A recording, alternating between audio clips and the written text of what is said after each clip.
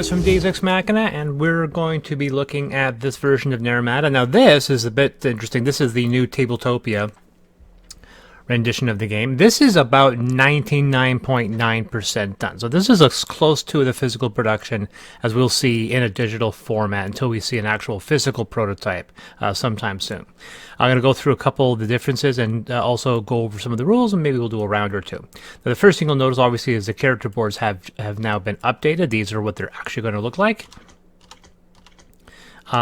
Now, where I say it's 99.9% because the one thing we're missing are non-mechanical player trays. There's everyone's seen the nice player tray, which is going to be replacing these things, but this is a common thing you see in Tabletopia. The other thing, of course, is that these player trays will be sitting in actual, well, these players' boards will be sitting in actual player trays designed by game trays. Those can't be imported into Tabletopia, so that's how we're going to be looking at them right now. But that's effectively only for physical play. This is going to work just fine. These meeples, and these are the new meeples, as you can see. These are replacing the mini meeples that we were using, just because these are not that much more expensive. They're about the same price, and they're nice and large, so I really like the way they look. And now we have all the character board illustrations done. There's the Wrangler, there's the Hummer, there's the Tesla, and if we move over here, we can see the Econoline, the Evo, and the Microbus. And that one has been updated, so the logo is gone. Good.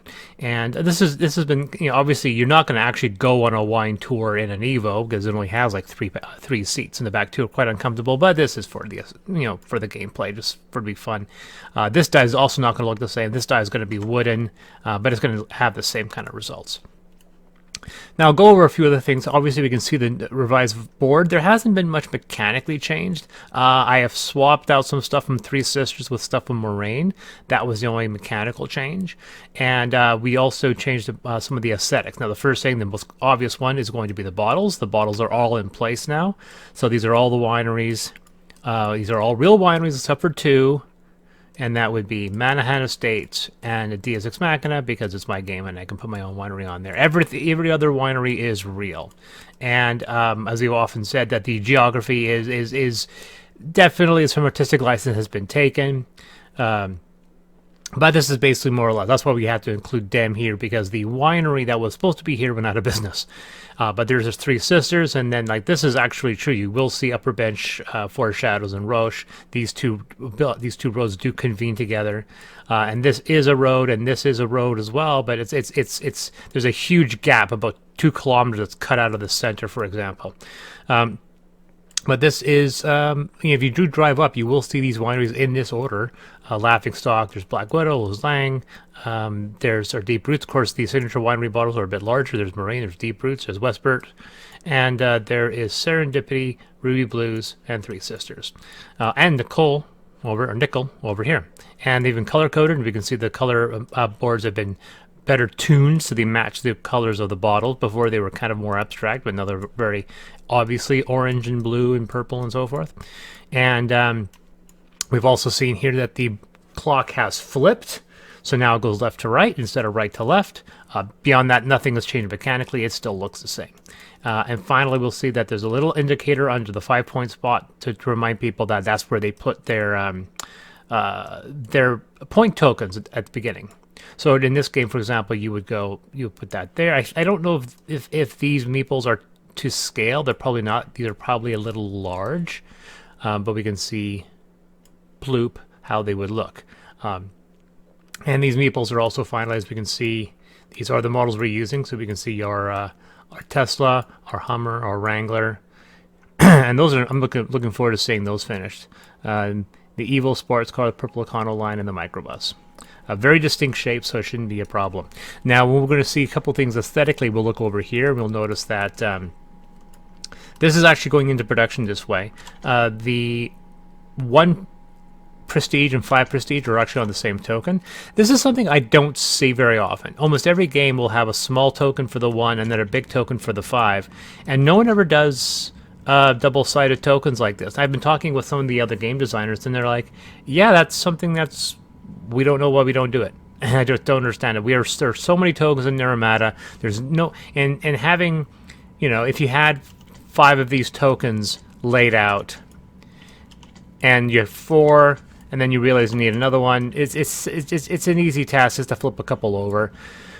And you know, it just seems pretty simple. Plus, you only need 1 tray, because you just grab any handful, you can turn into whatever you want.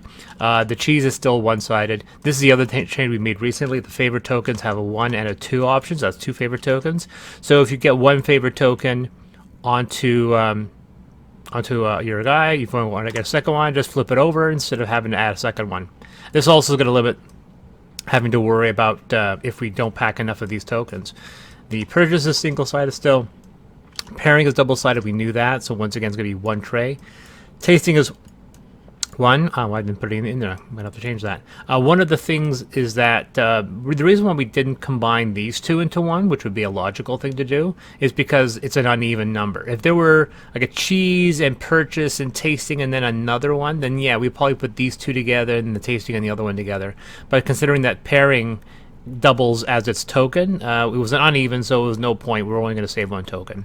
The other thing about view here, we see view counts as a view token and a lock token, but you also notice very carefully there's a 5 in there to indicate that the view token can double as a 5 token if you flip it over on the board. So that's another thing we're doing to try to reduce the number of necessary tokens to prevent any kind of confusion. So that was the other mechanical thing. And then we're going to look over here to the upgrades. Now the upgrades are now listed by player count, so we are going to see that this one here is for 3 and 4 players. So in a 2-player game, this card wouldn't be found. There's also a few more cards now, so we can see there's the 4-player and the 3-4. So those 2 you would put into the 4-player game. Let's see here. And there's a few more changes we've added. We've reduced the cost of a couple of these, not very many. There's another one. We've actually added, there used to be only 1 of these. Now there's actually 4, depending on player count. There was always 4 of the action tokens, mind you. Anything that alters the physical game, there's the 3 or 4 for that one. And then there's 2 of these now. There's the second one that goes in a 3 or 4 player game. So there's the other one. So now there's 4 of those. And then there's the second one of that one. And there's a 4 there. So there's 4 of these, but there's always 4 of these. But now in a 2-player game, you remove these 2. And in a 3-player game, you remove this 4. Pretty simple. But when it comes to asset modification, like die rolling and so forth, those are going to be ones only. This one also will have 4, but you'll notice it's cheaper. It used to be like 7, now it's costs only 5, and it used to be 3 to remove a token, now it only costs 2. And these are all once again on player count. There's a 3 and a 4 that are superfluous. There's another 6 o'clock one that gets added in if you do a 3 or 4 player game. Usually there's only 1, now there's 2. In a 4-player game one time I was playing, everyone's engines were so good that every single upgrade got purchased, and that's why in a 4-player game we decided to add a few more. Not any new ones have been added. We may do that for an expansion. Anything that basically uses an action token, we've increased the number of those cards in the deck. So this one, there'll be a second one of those. There'll be a second one of this one as well, as you'll find. There it is right now. There it is. That goes into a 3 or 4 player game. So in the case of the action tokens, token removal and the 30 minutes off an action space, those have all been increased in 3 or 4 player games. So with these there are 4, 4, and 4, and then with these there are 2, and then these are 4, and then those are 2, and then those are 2. So if we keep on searching, there's another asset. So only one of those, and there's the third one of those, and we'll look again and we'll see that, and we'll see that, and more assets, and then there's another one of those. Oh yeah, there's the other one. That's the other action token one. Put an action token, do 2 actions at a location. Cheese. And there's the second one. That's the original. Right there, right there, right there. And then there's the last one of those. So now we can see there's a much larger deck for 4 players. So that's cool. So in a 2-player deck, it's going to be smaller because all the extra action tokens that would be wasting up your deck are gone. I'm surprised I didn't really think of that sooner, but I didn't think that far ahead. The other thing we'll talk about here is the tourist deck. We'll flip that over. Now, The vast majority of these cards are going to be populated with actual tourist images. We have about 20 so far, and we'll be adding a couple more. And we'll probably increase this to an even 50, just so we can make it work, so that every tourist will probably be represented twice. But none of the tourists are on here just because we haven't got finalized yet. So, but these are the new look. This is the backdrop of the card, so the character image will be on top. And so you'll see these all be the same because there's no tourists on them. That's the other modification. Obviously, we'll get tourists on these images pretty soon. Mechanically, not much has changed. Now, there's a few things that we'll go into. The first one is the point spread for the view. It used to be 1, 2, 4, 5, 1, 2, 4, 5, 7, 8, 10, and now it's just a single 1, 2, 3, 4, 5, 6, and then it goes up to 2 at the end. The reason why is that it turned out getting these was really easy. It was a really good way of getting a lot of points. It was probably the best point acquisition. Now it is a bit different. Now you have to spend more tokens to get more points. But remember, you can get up to 4 in a single action. So 2 actions will get you 8 points. In the same way right here, 2 actions will get you 8 points for the cheese. So they're basically even Steven. The difference, of course, is that you can get modifications to assure you'll get up to 4, and you can also do a modification that'll get you 5. And you get multiples of these. It's easy to get these maxed out. The other thing we've also increased, so there's going to be very few view requirements that are only 3. Most of them are going to be 5, 6, or 7 in order to increase the number of points you can get. So that's been changed. And a while ago we also increased the points of tastings, because as an hour action, tastings needed to really crank up their points. So now they're, instead of being 2, 5, they're 3, 6. So they start at 3 and they go up by 3, and once again they go up by 1 additional point at the end, so 3, 6, 9, 12, 16. So these give you a lot of points. The other thing that's been physically changed is the number of instances that the pairings show up. There's been some math that I've done which talks about which reveals some of the gains you can get from a pairing. And a pairing being 2 hours doesn't give you much benefit if you just ignored the pairing token and maybe just did a tasting, or potentially did a bunch of pit stops, which is an option. So in order to combat that, we actually made pairings on almost every single card. So if you grab 3 tourists, and if you don't do one, that's 1, 3. That's 1 to 3 plus 3 is 6. That's negative 6 points. So you can't ignore it. You have to do a pairing, otherwise you can lose 6 points. And if you have 4 cards, it's negative 10 points, which is a big deal. So there's only maybe 6 or 7 non-pairing cards. There's also very few of these 2 levels. There's very, very few of these, and the ones that do all have a pairing. So you'll see a lot more pairings pop up. But there's still an even spread of cards. So this is going to encourage people to do more pairings. It'll also give you more points for doing pairing because there'll be more cards that'll have them. And like I said, we'll be showing off some of the tourist cards soon. Now, when it comes to the assets, not much has changed on that front. A very long time ago, we've changed the graphics so that there's now a small little inset image, so that you can lay them on top of each other like this. So that's been there for a while now. So we've seen here that the rewards for tastings have changed. They've gone up to 3 and 4. This is also something that happened a while ago. And we've also done the same thing with the purchase cards, so that they give you the score above them now. Once again, that's been in there since the beginning, or for a while now. So let's see. There's been some other mechanical rule changes, not much, and I'll go over them really, really quickly. Normally with the contract action, that was the other thing that we changed. That this used to be called a favor action, but these were favor tokens and these were signature bottles. That was all very confusing. So in the end, we eventually changed it so that these are favor spots, and then this is a contract action. So now this is a contract action, gains you a bottle, and if you land on this spot later, you can take any combination of these spots with a negative 30-minute discount. Now that's how the rules have always been, and of course if you had any favor requirements on here, you could get a favor token for any of the tours you had that had a favor requirement. But you would take in a combination of actions and it would reduce it by 30 minutes. So you did a tasting, it would go down to 30 minutes. You can do a tasting and a view, and then the total would be an hour because the view would basically be free because it's negative 30 minutes. But notice a lot of times I had come to this area and I wouldn't need to do both actions.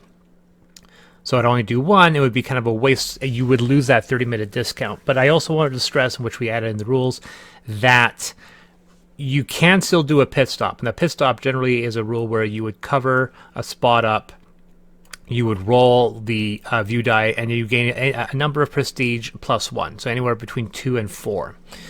And that you could then use to modify assets or buy upgrades.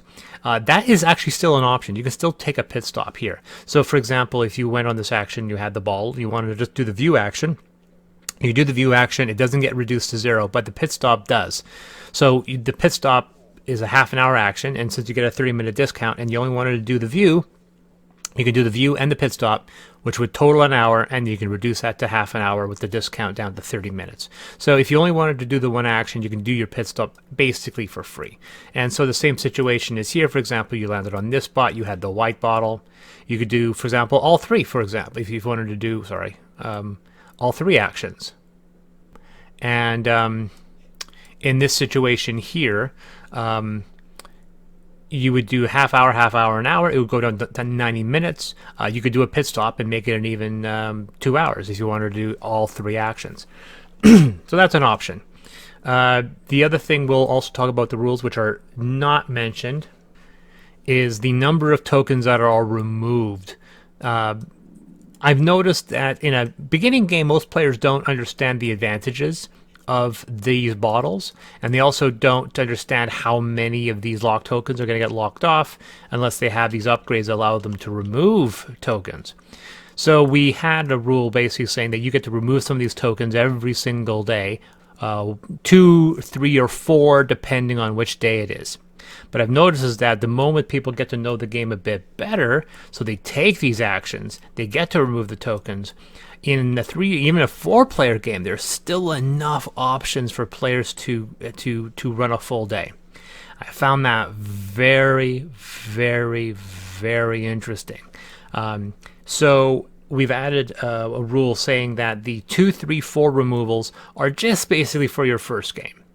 And we suggest that for your second and further games that you reduce the number of tokens. I would say for your second game, it should be 1 and 2, and only 3 on the fourth day. So that reduces the number of tokens in a 4-player game to, I think, 9 tokens don't get removed. And in a 2-player game, for example, you wouldn't remove any tokens on day 2 at all, and it becomes only 1 token on that. So in the future, in your starting game, it's now 1, 2, and 3 instead of 2, 3, and 4. And then on advanced games, it's 0, 1, 2. And personally, I think that once you really get the hang of it, a really advanced game, you don't remove tokens at all. You basically have no choice. You have to run with bottles and you have to run with upgrades. Otherwise, you will be locked out on the last day. And I think that is fun. I want to do a test game to show people how that could work in a full 4-player game where you remove no tokens. And it's definitely going to be a very tight game, but that's the point.